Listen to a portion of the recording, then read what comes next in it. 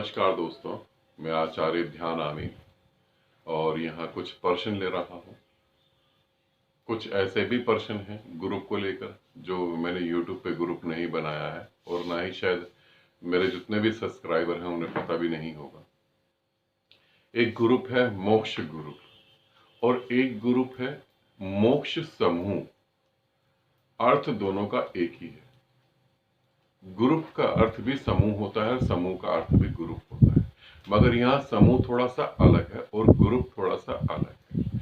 एक साधक ने पूछा है कि मोक्ष ग्रुप में और मोक्ष समूह में क्या फर्क है। तो मैं यहाँ बताना चाहता हूँ, कम से कम शब्दों में बताना चाहता हूँ। मोक्ष ग्रुप जो है उसमें 98% आपको फ्रीडम है, आपको आजादी है। उसमें मैं आपको विधि बताऊंगा। मोक्ष ग्रुप में मैं आपको विधि बताऊंगा और वो विधि आप करेंगे। अब ये आप पे निर्भर है क्योंकि आप 98% आजाद हैं। विधि करें या नहीं करें ये आप पे निर्भर है। यहां आप कह सकते हैं मेरे घर में मेहमान आ गए, मेरे बच्चे तंग कर रहे थे, लॉकडाउन की वजह से ये प्रॉब्लम हो गई। आपके पास यहां हजारों लाखों करोड़ों बहाने भी हैं और आप चाहें तो करें भी ना। यह है मोक्ष गुरु। यह 98% आपको छूट है। अब आता है मोक्ष समूह। मोक्ष समूह का मतलब कुछ अलग है। यहां आपको सिर्फ 1% की फ्रीडम है, सिर्फ 1% की फ्रीडम। यहां 99% आप मेरे साथ संकल्प के साथ बंधे हैं, आप मेरे साथ बंधे हैं, आप मेरे साथ कंधे से कंधा मिलाकर मेरे साथ कार्य करेंगे, काम करेंगे, अपनी मुक्ति के लिए भी और दूसरे की मुक्ति के लिए भी। यहां मोक्ष समूह जो है, यहां यदि मुझे तुम्हारे लिए डंडा उठाना पड़े तो मैं डंडा भी उठाऊंगा, यहां डांटना पड़े तो मैं डांटूंगा भी, यहां अगर मुझे मारना पड़े तो मैं तुम्हें मारूंगा भी, क्योंकि यहां पर जो है 99% तुम्हारी फ्रीडम खत्म है। यहां पर सिर्फ मैं जो तुम्हें कहूंगा वो तुम्हें करना है और उस मोक्ष को तुम्हें जल्दी से जल्दी उपलब्ध होना है जो तुम्हारे भीतर है। 1% तुम्हारी फ्रीडम क्या है उसके बारे में जान लो। मोक्ष समूह में 1% फ्रीडम ये है, तुम मुझे छोड़ सकते हो और ग्रुप से लेफ्ट हो सकते हो, बस ये तुम्हारी फ्रीडम है। तुम चाहो तो मुझे छोड़ दो, तुम चाहो तो ग्रुप से लेफ्ट हो जाओ, क्योंकि आजादी सब प्रथम, सबसे पहले आजादी जरूरी है। तो यहां तुम इस चीज को समझ लेना। मोक्ष ग्रुप जहां तुम्हारी आजादी चलेगी, मोक्ष समूह जहां मेरी बातें चलेंगी, क्योंकि किसी भी कीमत पर, मैंने बताया है ना, डंडा उठाना पड़े तो डंडा, डांटना पड़े तो डांटना, प्रेम करना पड़े तो प्रेम करना, किसी भी कीमत पर तुम्हें मोक्ष द्वार तक पहुंचना है।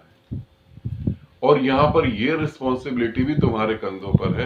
मोक्ष समूह में जो साधक हैं उनके ऊपर ये रिस्पॉन्सिबिलिटी है कि उन्हें दूसरों को भी मेरे साथ खड़े होकर दूसरों को भी मार्ग बताना है, दूसरों का मार्ग खोलना है, दूसरों को भी रास्ता दिखाना है। तो जो साधक ने पूछा है, ये दोनों चीजों को मैंने क्लियर कर दिया है। मोक्ष ग्रुप क्या है और मोक्ष समूह क्या है। समूह है मेरे संकल्प के साथ तुम्हारा संकल्प बंध जाना। मोक्ष समूह का मतलब है मेरी शक्ति के साथ तुम्हारी शक्ति का इकट्ठा हो जाना। मोक्ष ग्रुप का मतलब क्या है, मैं विधि करा रहा हूं, तुम करो या ना करो तुम्हारी मर्जी। ये दोनों का मतलब है। दूसरा एक प्रश्न पूछा एक मित्र ने, उन्होंने पूछा मैं आपसे जुड़ना चाहता हूं और मेरे घर में जितने भी लोग हैं वो धर्म के नाम पर कट्टरपंथी हैं, वो धर्म नहीं छोड़ना चाहते और मैं अपना धर्म छोड़ना चाहता हूं और आपसे जुड़ना चाहता हूं। पहली बात तो ये समझ लें, धर्म को जो लेके चलता है वो कट्टरपंथी होता ही है। बिना कट्टरपंथी हुए धर्म को लेके तुम नहीं चल सकते। दूसरी बात, मैं तुम्हें कोई धर्म नहीं दे रहा, मैं तुम्हें कोई धर्म नहीं दे रहा हूं, इसे ध्यान से सुन लेना। मैं तुम्हें कोई भी धर्म नहीं दे रहा, इसीलिए तुम अपना धर्म छोड़ना चाहते हो। वो प्रश्न ही नहीं है, क्योंकि तुम्हारा धर्म जो भी है उससे तुम्हें कुछ उपलब्ध नहीं हो रहा। फिर अगर तुम ये कहो कि मेरे हाथ में मिट्टी है और मैं मिट्टी छोड़ना चाहता हूं, ये बात अजीब सी है। मैं नहीं कह रहा कि तुम अपना धर्म छोड़ दो, मैं नहीं कह रहा कि तुम अपना गुरु छोड़ दो, मैं नहीं कह रहा कि तुम अपनी परंपराएं छोड़ दो, कुछ नहीं। मैं तुम्हें ये कह रहा हूं कि तुम जीना सीख लो। मैं जिसकी बात कर रहा हूं वो धर्म नहीं है, वो जीवन को जीने का संपूर्ण तरीका है।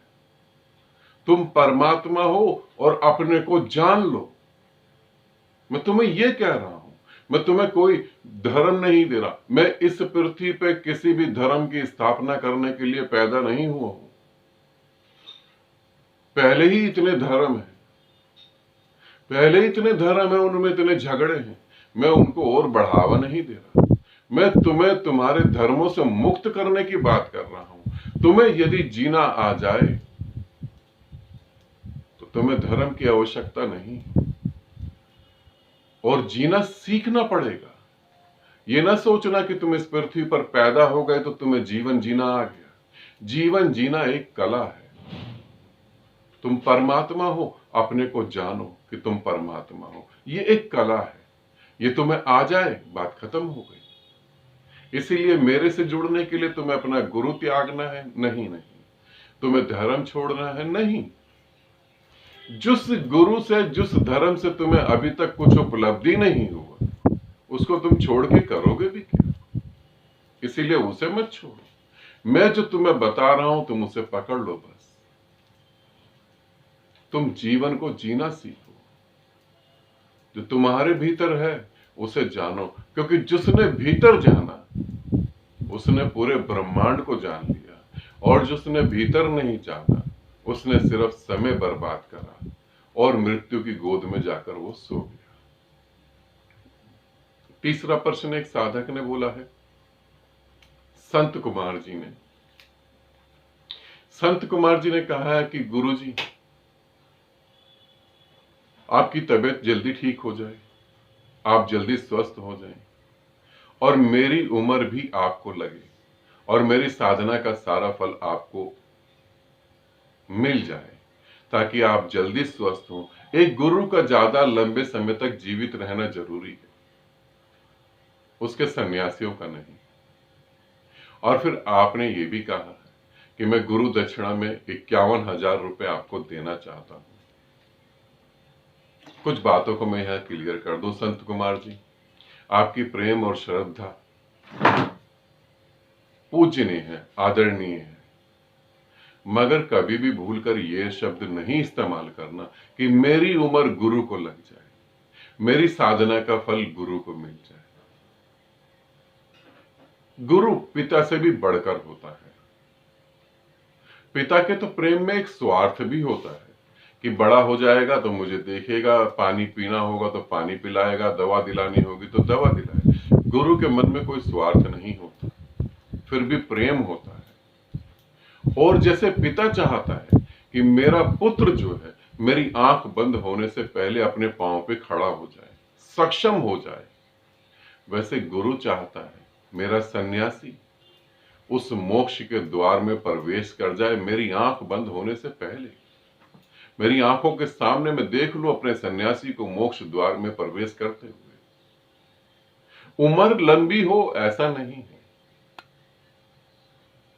आप मोक्ष को उपलब्ध हो। मेरे लिए उम्र लंबी की बात नहीं करें, आप जल्दी से मोक्ष को उपलब्ध हो, मैं यही चाहता हूं। तुम मुझसे अगर प्रेम करते हो, तुम मुझे थोड़ा सा भी सम्मान देते हो, तो मेरी इस बात को समझो, तुम उपलब्ध हो जाओ, अपने भीतर डूब जाओ। ये मैं चाहता हूं, उसी के लिए मैं प्रयास कर रहा हूं। और परमात्मा ने जो मुझे सांसें दी हैं वो इसीलिए दी हैं कि तुम उपलब्ध हो जाओ। दूसरी बात कि मैं आपको गुरु दक्षिणा में 51,000 रुपए देना चाहता हूं। संत कुमार जी, आपका भाव बहुत प्यारा है, बहुत अच्छा है, मगर मैं यहां एक बात क्लियर करना चाहता हूं, इसे समझ लें। मुझे गुरु दक्षिणा में कुछ भी नहीं चाहिए। सच बताऊं तो मुझे गुरु दक्षिणा में कुछ नहीं चाहिए। इतना मेरा सामर्थ्य आज भी है कि मैं अपने बलबूते पे अपने परिवार को पाल सकता हूं पूरी तरह से। मैं इतना सक्षम हूं कि मैं अपने परिवार के साथ दूसरे परिवार को भी पाल सकता हूं, और ध्यान साधना में कोई भी पैसा ना लूं तो भी, क्योंकि कई साल तक मैंने बिना पैसे के ही साधना कराई थी। मगर अब मुझे लग रहा है कि अब एक आश्रम की जरूरत है, अब विज्ञान की जरूरत है। अब मैं ऐसी चीजें तुम्हें देना चाहता हूं, तुम्हें देना चाहता हूं, तुम्हारी आने वाली जनरेशन को देना चाहता हूं, आने वाले उन साधकों को देना चाहता हूं जिनका जीवन का समय बर्बाद ना हो, जिनका जीवन का समय बिल्कुल बर्बाद ना हो। इसलिए वो पैसे की जरूरत, पैसे की आवश्यकता, इसलिए मैं विज्ञान को और धर्म को जोड़ना चाहता हूं। विज्ञान की जो टेक्नोलॉजी है और धर्म की जो टेक्नोलॉजी है, दोनों को मैं मिलाना चाहता हूं। विज्ञान अंधा है, पूरी तरह से विज्ञान अंधा है। वैज्ञानिक पूरी तरह से अंधे हैं, धर्म पूरी तरह से लंगड़ा है। धर्म आज भी चींटी की चाल चल रहा है और वैज्ञानिक आज भी परमाणु बम बनाने में लगे हुए। विज्ञान अंधा है। यदि अंधा ना होता तो पृथ्वी को हम देशों में बांटते नहीं, पृथ्वी पर हम सैनिक नहीं खड़े करते। इस पृथ्वी पर सैनिक की और सुरक्षा विभाग की कोई जरूरत नहीं है। पहले हम अपराध पैदा करते हैं, फिर अपराध को खत्म करने की कोशिश करते हैं। दो चीजों की इस पृथ्वी को कोई भी जरूरत नहीं, और ये दो ही चीजों ने पृथ्वी को नर्क बना दिया है। पहला, नेता, राजनेता जो अहंकार से परिपूर्ण भरे होते हैं। दूसरा, वैज्ञानिक जो परमाणु बम बनाने में, हथियार बनाने में लगे हुए हैं। ये अंधों का काम है।